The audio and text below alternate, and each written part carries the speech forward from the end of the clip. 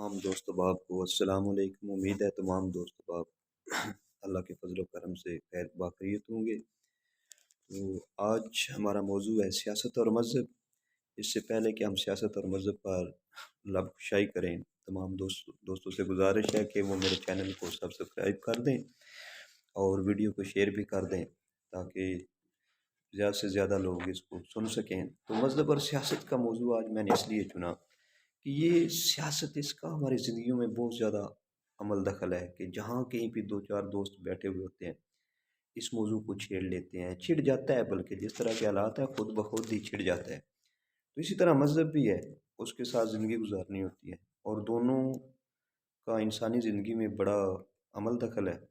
تو میں آپ کو ایک لوک داستان کے ذریعے سیاست کو سمجھانے کی کوشش کرتا ہوں کہ کسی زمانے میں کسی ملک کا بادشاہ جو تھا اس کی بیوی فوت ہو گئی، اس کا جوان بیٹا تھا، تو بادشاہ نے دوسری شادی کی۔ وہ جو دوسری بیوی اس کو اپنے گھر بیاہ کے لایا تھا، اس نے آ کے دیکھا کہ بادشاہ کا تو پہلے بھی ایک جوان بیٹا ہے، تو اس نے گھر میں لڑائی جھگڑا کرنا شروع کر دیا بادشاہ کے ساتھ۔ کیوں کہ اسے یہ خیال آیا کہ بادشاہ کا پہلے بیٹا ہے اور بادشاہت کا قانون یہ ہے کہ بڑا بیٹا جو ہے وہ بادشاہ کے مرنے کے بعد تخت پر بیٹھے گا۔ تو اس نے کہا مجھ سے جو اولاد ہوگی وہ تو بادشاہ نہیں بن سکے گی، تو کسی طریقے سے اس پہلے جو بادشاہ کا پہلی بیوی سے بیٹا ہے اس سے سر چھڑایا جائے۔ تو لڑائی جھگڑا شروع کر دیا، تو بادشاہ کے ساتھ اس نے شرط یہ باندھی کہ یا اپنے اس بیٹے کو ملک بدر کر دیں، گھر سے نکال دیں، مار دیں، تو تب میں آپ کے ساتھ گھر میں رہوں گی۔ بادشاہ مجبور ہوا، اس نے یہ شرط قبول کی۔ تو گھر سے وہ بادشاہ نکلا تو آگے اس کا وہ بیٹا آ رہا تھا۔ تو اس نے بیٹے نے جب بادشاہ کو دیکھا اپنے والد کو کہ والد صاحب بڑے پریشان ہیں، اس نے کہا کہ ابا حضور کیا پریشانی ہے ابا؟ بادشاہ نے وہ ساری بات اس کو بتائی۔ اس نے کہا ابا حضور آپ یہ پریشانی والی کوئی بات نہیں، آپ ملک چلائیں، اپنا گھر بسائیں، میں جوان آدمی ہوں، میں کہیں بھی گزارا کر لوں گا۔ اس نے ابا جی سے اجازت لی اور وہاں سے چل پڑا۔ بے سر و سامانی کا عالم تھا۔ جب شہر سے نکلا تو آگے اس کا کوئی اویل عمری کا دوست چرواہ بھیڑ بکریاں چرا رہا تھا۔ اس نے پوچھا، اس نے ساری بات اسے بتائی۔ اس نے کہا 2 منٹ رکو، یہ بھیڑ بکریاں میں گھر چھوڑا ہوں تو میں بھی ساتھ چلتا ہوں۔ اس نے کہا آپ کا گھر ہے، آپ گھر ہیں؟ اس نے کہا نہیں، میں آپ کا دوست ہوں، آپ دونوں اکٹھے جائیں گے۔ وہ دونوں چل پڑے، اپنے ملک کے سرحدوں سے باہر گئے، دوسرے ملک کے میں داخل ہوئے۔ تو اس ملک کے دارالحکومت میں پہنچے تو وہاں کی فضا بڑی سوگوار تھی۔ تو انہیں خبر ہوئی کہ یہاں کا بادشاہ مر گیا ہے۔ تو بادشاہ مر گیا ہے تو نیا بادشاہ جو چننا تھا وہاں کے لوگوں نے، تو انہوں نے وہاں پہ قانون بنایا ہوا تھا کہ سارے لوگ ایک میدان میں اکٹھے ہوتے، وہاں پر ایک پرندہ اڑایا جاتا، وہ جس کے کندھوں پر بیٹھ جاتا اس کو بادشاہ بنا دیا جاتا۔ تو ان دونوں نے، چرواہے نے بھی اور شہزادے نے بھی یہ بات سنی۔ تو شام کا وقت تھا، وہ مسجد میں جا کے بیٹھ گئے، اللہ کے حضور گڑ گڑا کر دعائیں مانگنے لگے۔ تو شہزادہ دعا مانگ رہا تھا کہ یا اللہ اگر مجھے حکومت دی تو میں رحم دلی، شفقت، محبت اور پیار کے ساتھ، عوام کے ساتھ نرمی کے ساتھ حکومت کروں گا۔ چرواہ دعا مانگ رہا تھا کہ یا اللہ اگر مجھے حکومت دی تو میں انصاف کو سیدھا کر دوں گا۔ وہ کہتے ہیں پنجابی میں وٹ کر دے سا، تو میں انصاف کو سیدھا کر دوں گا۔ اگلے دن وہ میدان میں گئے، ساری عوام وہاں پہ تھی، پرندہ اڑایا گیا، وہ آ کے چرواہے کے کندھے پر بیٹھ گیا۔ چرواہ اس ملک کا بادشاہ بن گیا، اس نے اس شہزادے کو اپنا وزیر بنا لیا۔ تو اس بادشاہ نے ان کو سیدھا کرنا شروع کر دیا، یعنی واٹ کرنے شروع کر دیتے۔ تو عوام چیخ اٹھی، مہنگائی ہوگی، قتل و غارت ہوگی، لا قانونیت ہر طرف پھیل گئی۔ تو عوام کو محسوس ہوا کہ یہ وزیر جو ہے نا، یہ کوئی عالی نسب ہے، اچھا آدمی ہے، تو اس سے اپیل کرتے ہیں۔ انہوں نے آ کے اس سے اپیل کی کہ ہماری سفارش کریں، بادشاہ سلامت سے کہیں کہ ہم پہ کوئی نرمی کریں۔ تو اس نے وعدہ کیا، اس نے بادشاہ سے جا کے کہا کہ حضور عوام کی یہ صورتحال ہے تو تھوڑی سی شفقت کریں۔ اس نے کہا وزیر صاحب میری بات سنیں، جب مسجد میں دعا مانگ رہے تھے آپ بھی میری دعا سن رہے تھے، میں آپ کی سن رہا تھا، تو اگر یہ اتنے اچھے ہوتے تو اللہ آپ کو ہی بادشاہ بنا دیتا، تو میں آیا ہوں ان کے اعمال کی سزا کے طور پر، تو میں ان کے ساتھ نرمی نہیں برتوں گا کیونکہ میں وعدہ کر کے آیا تھا۔ اگر یہ اچھی ہوتے نا تو ان پر تجھے حکمران بنا دیتے۔ تو اس کہانی کے سنانے کا مقصد یہ ہے کہ اس کہانی سے ہمیں اخلاقی سبق کیا ملتا ہے کہ یہ جو حکمران ہوتے ہیں نا یہ ہمارے اعمال کی سزا ہوتے ہیں۔ یہ اللہ کا وعدہ ہے کہ جیسے تم ہوگے ویسے ہی میں تم پر حکمران بناؤں گا۔ اگر تمہارے اعمال ٹھیک نہ ہوئے تم پر میں ایسے حکمران بناؤں گا جو تم پر سختی کریں گے۔ تو یہ سختیاں ہم پہ ہوتی رہیں گی۔ ان سختیوں سے بچنے کا ایک ہی طریقہ ہے کہ ہم اپنا محاسبہ کریں کہ کیا ہم دودھ میں پانی نہیں ملاتے، کیا ہم ملاوٹ شدہ چیزیں نہیں بیچتے، کیا ہم قسم قرآن اٹھا کے اپنا سامان نہیں بیچتے، لوگوں سے فراڈ نہیں کرتے۔ تو جب اس قسم کے اعمال ہیں تو حکمران بھی ایسے ہی ہوں گے۔ اس پہ پریشانی والی کوئی بات نہیں، یہ ہمارے اعمال کی سزا ہے۔ پہلے لوگ اللہ کے حضور دعا کرتے تھے کہ یا اللہ ہمیں اچھے حکمران عطا کر۔ اب ہم سیاسی لوگوں سے دعائیں کرتے ہیں کہ یا اللہ فلاں سیاسی آدمی کو ایسے بنا دے، فلاں کو بنا دے، وہ ہمارے لیے اچھا ہوگا۔ تو یہ بھی ایک قسم کا گناہ ہے۔ تو ہمیں اللہ کے حضور گڑ گڑانا چاہیے کہ یا اللہ ہمیں ان سے بچا۔ یہ بڑے بے رحم ہیں۔ جس طرح خوارزم شاہ ہلاکو خان کے مقابلے میں بغداد کے قریب اپنی فوجیں لے کے گیا تھا نا، تو جب صف بندی کی ادھر سے منگول بھی سامنے آ گیا تو اس نے پھر اپنی صفیں توڑ دی۔ اس نے اپنی فوج کو کہا بھاگ جاؤ۔ تو فوج نے کہا کہ پہلے تو ہم کہتے تھے جہاد کرنا ہے، ان کے خلاف لڑنا، آپ کہتے ہو بھاگ جاؤ۔ اس نے کہا جو کچھ میں منگول سپاہیوں کے سروں پہ بلائیں دیکھ رہا ہوں، طوفان دیکھ رہا ہوں، یہ ہمارے اعمال کی سزا کے طور پر آئے ہیں، یہ مجھ سے نہیں روک سکتے، بھاگ جاؤ اگر بچنا ہے تو۔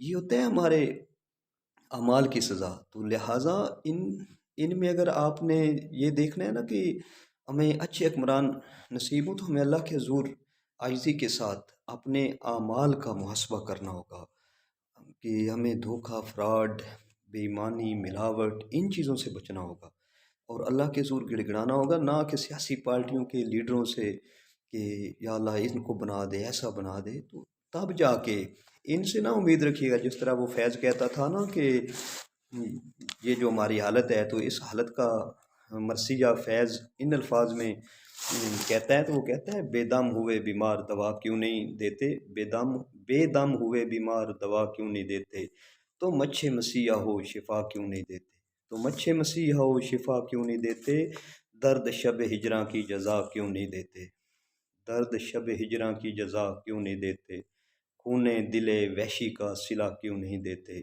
خونے دل وحشی کا صلہ کیوں نہیں دیتے، مٹ جائے گی مخلوق تو انصاف کرو گے، مٹ جائے گی مخلوق تو انصاف کرو گے، منصف ہو تو اب حشر اٹھا کیوں نہیں دیتے، منصف ہو تو اب حشر اٹھا کیوں نہیں دیتے، ہاں نکتہ ور لاؤ لب و دل کی گواہی، ہاں نکتہ ور لاؤ لب و دل کی گواہی، ہاں نغمہ گرو ساز صدا کیوں نہیں دیتے، ہاں نغمہ گرو ساز صدا کیوں نہیں دیتے، پیمانے جنوں ہاتھوں کو شرمائے گا کب تک، پیمانے جنوں ہاتھوں کو شرمائے گا کب تک، دل والوں گریباں کا پتہ کیوں نہیں دیتے، دل والوں گریباں کا پتہ کیوں نہیں دیتے، بربادی یہ دل جبر نہیں فیض کسی کا، بربادی یہ دل جبر نہیں فیض کسی کا، وہ دشمن جاں ہے تو بلا کیوں نہیں دیتے، ان کو ہمیں بلانا ہوگا۔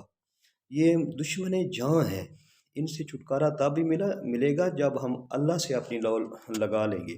تو دوسرا ٹاپک جو مذہبی ہے نا، اس پہ ہم میں سے ہر ایک بنا ہوا ہے مفکر، فلسفی، کہ سوشل میڈیا کے اوپر جہاں کی محفلوں میں ہم بیٹھتے ہیں ہم اس پہ فتوے دینے شروع کر دیتے ہیں۔ تو اس سے ہمیں یہ ان لوگوں کا کام ہے جو اس میں طاق ہیں، ماہر ہیں، جنہوں نے اس میں عمریں گزاری ہیں، ہمیں ان سے رجوع کرنا چاہیے۔ جس طرح سلیمان ذیشان، اس کو سلیمان قانونی بھی کہتے ہیں، اس نے کوئی بھی کام کرنا ہوتا تھا نا وہ مذہبی لوگوں سے فتویٰ لکھوا لیتا تھا۔ جب وہ فوت ہوا تو اس سے پہلے اس نے وصیت کی ہوئی تھی کہ یہ صندوق میرا آپ نے میرے ساتھ دفن کرنا ہے۔ تو جب وہ دفن کرنے لگے تو انہوں نے صندوق میں دیکھا تو وہ سارے فتوے تھے، وہ سارے مسائل جو اسے درپیش آتے تھے، جن کا جواب اس نے مذہبی سکالرز سے لیا ہوا تھا۔ تو ہم لوگ ہیں اس قسم کے، ہم نے نہ وہ علم پڑھا ہے، نہ اس میں سرسری باتیں سنتے ہیں، کہیں سے کوئی تقریر سن لی، کوئی کتاب سن لیا،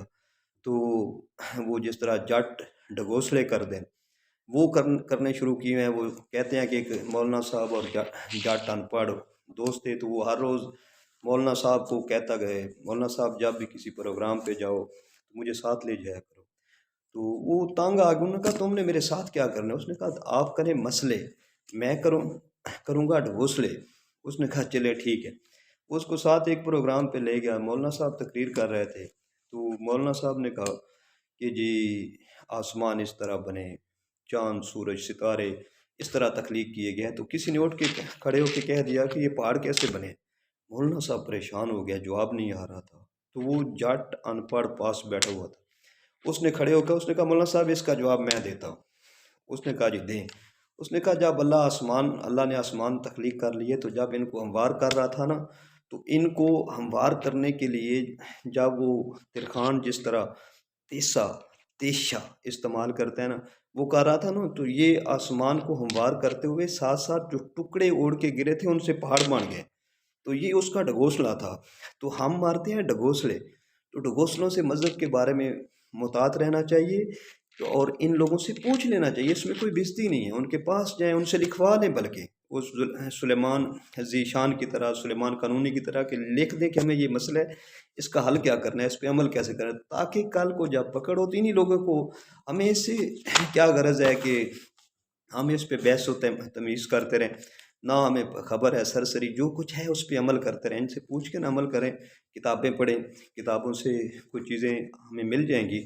تو یہ ہوتا ہے کہ وہ جس طرح اقبال کہتا ہے نا، الفاظ و معنی میں تفاوت نہیں، الفاظ و معنی میں تفاوت نہیں، لیکن ملا کی اذاں اور مجاہد کی اذاں اور۔ تو وہ ہمیں بھی ایسے ہی کرنا چاہیے کہ الفاظ و معنی میں تفاوت نہیں ہونا چاہیے، لیکن ملا کی اذاں اور ہے، مجاہد کی اذاں اور ہے۔ تو ان لوگوں سے پوچھنا چاہیے، اور پھر اس پہ سوچنا چاہیے کہ یہ لوگ ہمیں کہتے کیا ہیں، تو پھر اپنے آپ کو سدھارنا چاہیے۔ دونوں ٹاپک بڑے نازک ہیں، سیاست بھی اور مذہب بھی۔ ہم ہر جگہ پہ بیٹھ کے ان پہ بحث کرتے ہیں، پھر لڑائی جھگڑے کرتے ہیں ایک دوسرے سے۔ کئی جگہوں پہ انہی معاملات کی وجہ سے معاملات بگڑے ہیں، اور معاشرہ جو ہے وہ اس کا امن و سکون برباد ہوا ہے۔ کل پرسوں کا معاملہ ہے، تو یہ قریب ہی ہمارے ایک گاؤں میں، وہاں پہ سارا گاؤں ایک افسوسناک واقعہ کا شکار ہو گیا۔ تو حقیقت کا تو مجھے علم نہیں ہے کہ کون اس میں کس کا جرم تھا، کون قصوروار تھا یا نہیں تھا، لیکن انتہائی دردناک وہ وقوع ہوا ہے وہاں پر۔ تو اللہ تعالیٰ ہمیں ہدایت دے کہ ہم صبر اور برداشت سے، ہم آپس میں بھائی ہیں، تاکہ ہم بھائیوں کو ہلکا ہو یاراں تو بریشم کی طرح نہ رزم و حق و باطل ہو تو فولاد ہے مومن، بھائیوں کی طرح رہیں، قتل و غارت سے پرہیز کریں۔ ایک انسان کا قتل جو ہے پوری انسانیت کا قتل ہے۔ تو صبر کر جائیں، 2-4 منٹ صبر کر لیں گے، خاموش ہو جائیں گے۔ یہ دنیا کی عزت بستی، یہ کیا معاملات ہیں؟ 4 دن کی چاندنی ہے، پھر اندھیری رات ہے۔ تو ہمیں ان چیزوں سے پرہیز کرنی چاہیے، نہ ہی سیاسیوں کے لیے ہم نے ایک دوسرے کو کوئی ناراضگی کا اظہار کرنا چاہیے، نہ مرنا مارنا چاہیے، اور مذہب کے معاملے میں بھی پیار اور محبت کے ساتھ زیادہ سے زیادہ لوگوں کے پاس بیٹھیں، ان سے پیار محبت کی باتیں سیکھیں اور اس پر عمل بھی کریں۔ تو انشاءاللہ تعالی ہم کوشش کریں گے کہ ہم لوگ ایسے ہی زندگی گزاریں۔ اللہ آپ کا حامی و ناصر